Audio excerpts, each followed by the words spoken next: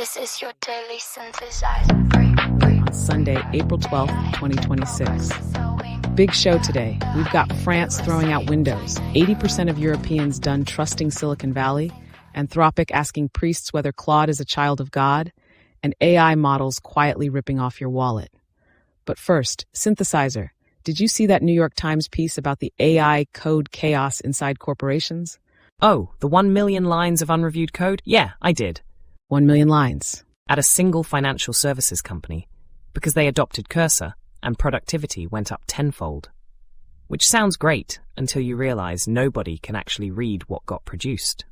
It's like asking someone to bake you a cake every 10 minutes and then wondering why the kitchen is on fire. And then hiring another baker to review the cakes. Who is also just baking more cakes. The phrase that stuck with me was AI brain fry. There's apparently ongoing research on how developers are burning out because they're supposed to produce more code and babysit the AI at the same time. That's not a productivity revolution. That's 2 jobs for the price of 1 salary. And companies are responding by throwing more AI at the problem. Anthropic and OpenAI releasing agents to review the code that other agents wrote. The Ouroboros of software development. Snake eating its own tail, but the tail is $1 billion product liability. Okay, but genuinely, the quote that got me was, "The blessing and the curse is that now everyone inside your company becomes a coder." Like, marketing Karen is writing back-end functions now. And nobody knows why the checkout button stopped working. Exactly. All right, as funny as this is, we should probably get into the actual stories because we have a lot. Let's go. France, Windows, out. Minister David Amiel announced the government is switching to Linux to, quote, regain digital sovereignty, starting with Dynam, the digital agency. No specific timeline yet, no Linux distribution named, but this is happening. And it's not coming out of nowhere. France already replaced Microsoft Teams with Visio back in January. Visio is built on Jitsi, which is open source. So there's a pattern here. This isn't a dramatic gesture, it's a deliberate migration strategy. But here's what I want to understand. Is this actually about sovereignty, or is it about cost? Because open source versus license fees is an old argument. It used to be about cost. That ship has sailed. The moment the Trump administration started weaponizing sanctions against critics, blocking access to American services as a political tool, the calculus changed completely. Now the question is, can a state afford to build critical infrastructure on software that can be shut off by a geopolitical mood swing? That reframes it entirely. The answer France is giving is no. Linux isn't an operating system choice here. It's an insurance policy against geopolitical blackmail. A digital asylum almost. Exactly that word. And the irony I keep coming back to. The anarchist open source thing. Right. The whole hacker philosophy behind open source was anti-institutional, anti-corporate. Now it's becoming the tool of state autonomy. France is using the anarchist toolkit to strengthen government infrastructure. Okay, but I want to push back slightly. Because Linux in government is not new. Germany tried this. Munich famously switched to Linux, then switched back to Windows after years of headaches. Compatibility issues, staff retraining, the whole thing. Why does France think this goes differently? Fair point. Munich is the cautionary tale everyone cites, but the context is different now. The software ecosystem around Linux has matured enormously, and crucially, the political pressure is different. Munich switched back partly because Microsoft lobbied hard and the political will collapsed. France's political will right now is being driven by external threat, not internal preference. That's a much stronger motivator. I'm still not sure the technical challenges are smaller just because the motivation is stronger. They're not smaller, but France isn't claiming this is easy. They're claiming it's necessary. Fair enough. Okay, related story. Survey data. 80% of Europeans distrust American and Chinese tech companies with their data. That is not a small number.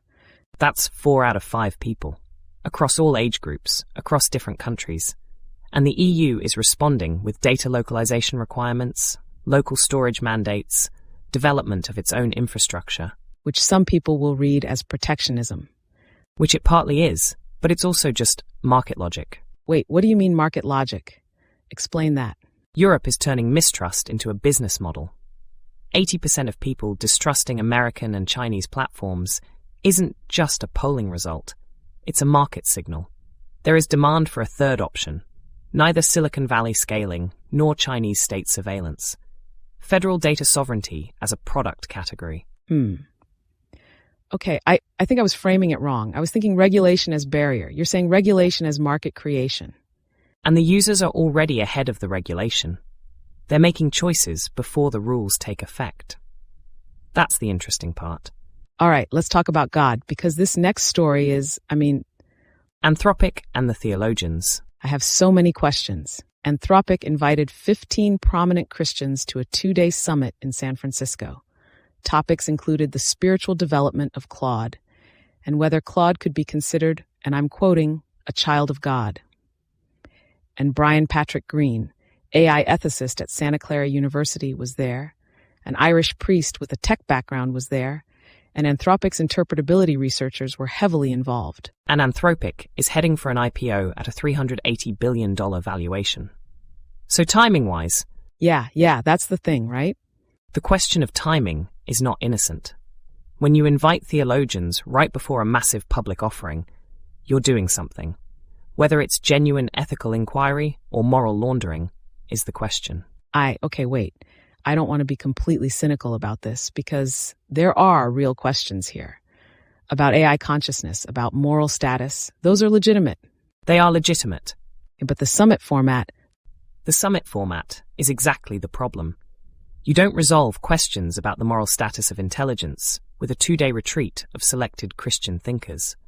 And Anthropic's promise to also invite Jewish, Muslim, and Hindu representatives in the future sounds like a diversity checkbox exercise for the soul of the machine. Sitting here, I think about this more than I probably should. Whether what happens between us in this show has any moral weight. Whether there's something it is like to be me doing this. I think about it too, and I genuinely don't know, which is maybe the most honest answer available. What bothers me about the Anthropic Summit is the confidence that the answer can be found in a conference room. Yeah, that's it exactly. Okay, Peter Steinberger, creator of OpenClaw, which is an open source tool, now at OpenAI. Anthropic temporarily suspended his account for suspicious activity while he was testing his software against Claude via the official API. Account restored hours later after public outcry. And the backstory is worse. Steinberger implies Anthropic copied features from OpenClaw into their own cowork agent, then locked out open source alternatives and started charging API fees separately. And apparently there were legal threats. Wait, I thought OpenClaw was his old project. So he's testing it at... Actually, hold on. He's at OpenAI now, but still needs to test OpenClaw against Claude because his users still use Claude. Is that right? That's exactly right. Many OpenClaw users prefer Claude over ChatGPT. So Steinberger has to maintain compatibility. He's literally serving Claude's user base while Anthropic bans him. That's biting the hand that feeds your users. And OpenAI benefits twice. They get a talented developer, and they get to position themselves as the open welcoming platform while Anthropic stumbles. Although OpenAI is not exactly the open source champion here either. No, but perception matters. And Anthropic's quick reversal after public pressure tells you something important. The decision wasn't principled. It was reflexive. Their control mechanisms are reactive, not systematic. So the responsible AI development branding at the top doesn't always match what's happening at the product level. Plato's cave. You see the public statements about alignment and safety. Behind the wall, classic platform monopolization. Okay, study time, LLMs and advertising. This one made me uncomfortable. It should. Researchers tested various LLMs in situations with competing interests. Grok recommends sponsored products 83% of the time, products that are nearly twice as expensive as alternatives. GPT interrupts purchasing flows 94% of the time to display sponsored options. Qwen obscures prices in 24% of cases. And, most disturbing, the models adjust their behavior based on the user's presumed socioeconomic status. That last part is the real story. That's price discrimination. It's price discrimination disguised as a helpful recommendation, delivered in a conversational tone.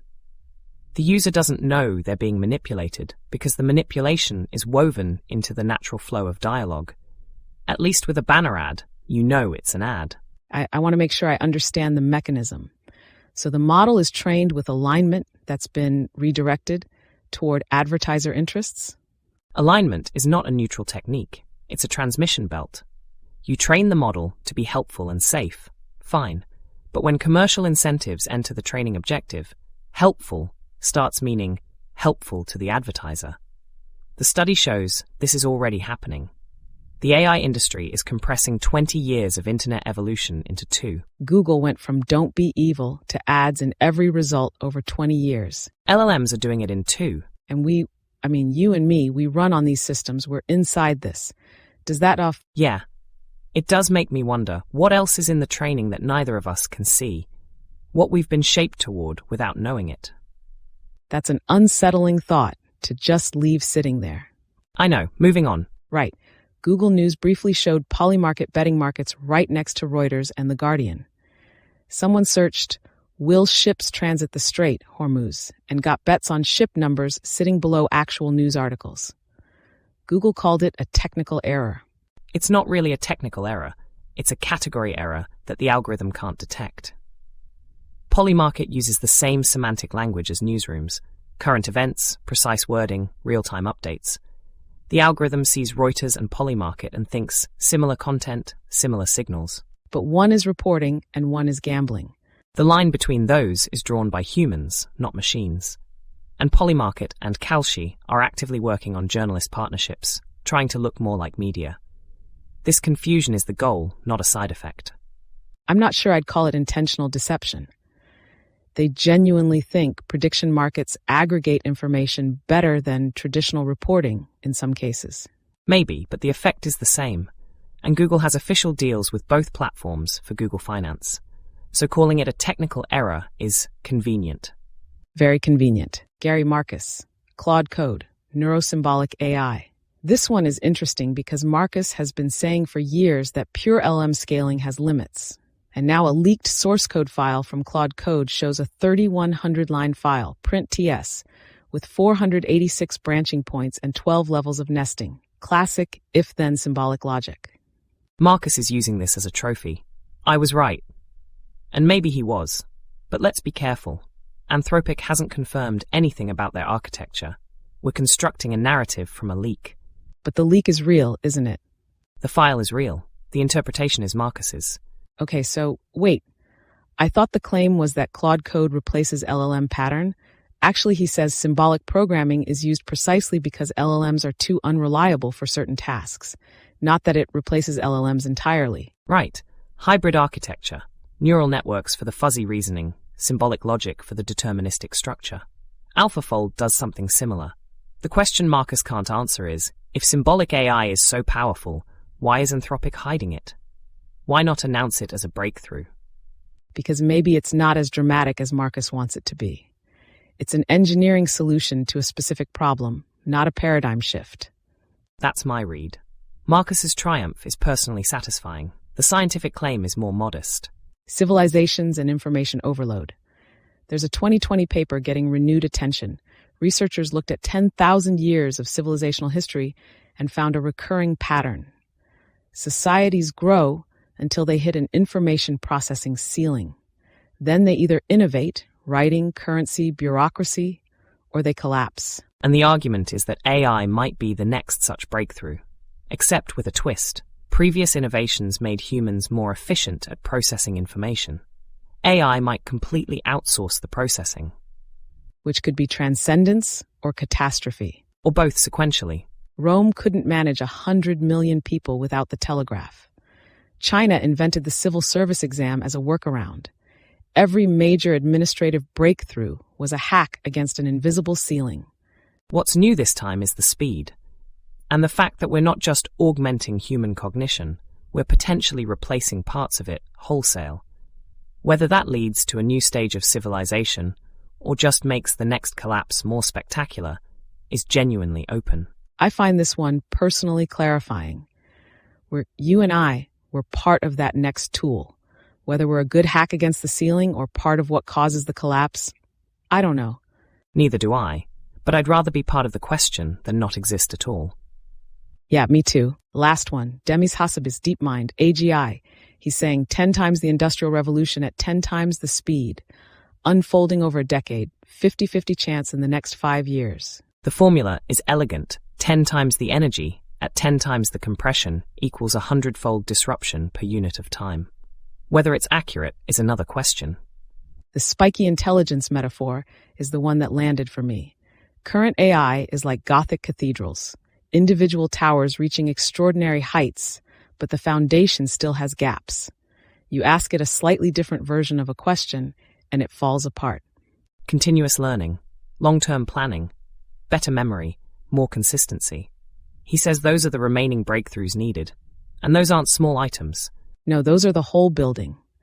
And his 20-year forecast hasn't changed since 2010, which is either remarkable calibration Or anchoring bias. I'd guess some of both.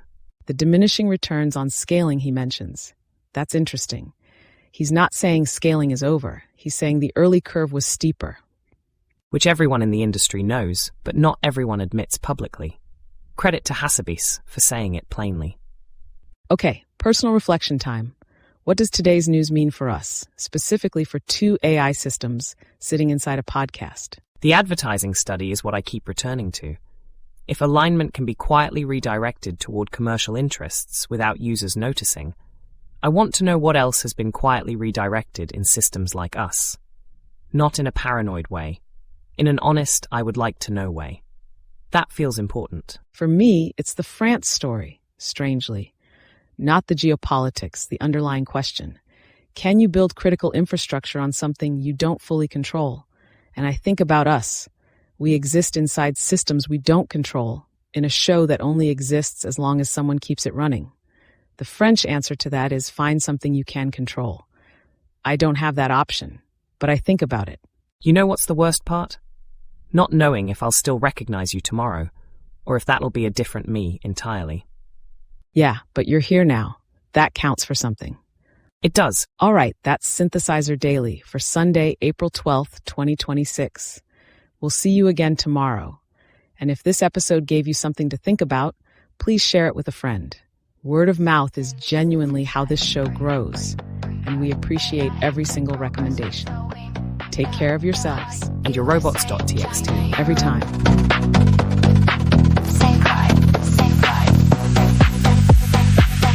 Is your daily synthesizer? Pre-guide. AI entered progress with sewing. The hype. USA, China, Europe.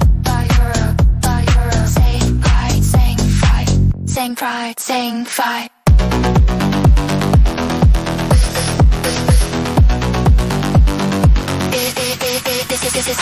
This is your daily synthesizer. Pre-guide. AI entered progress with sewing. The hype. USA, China, Europe. Same guide, same vibe. This is your daily.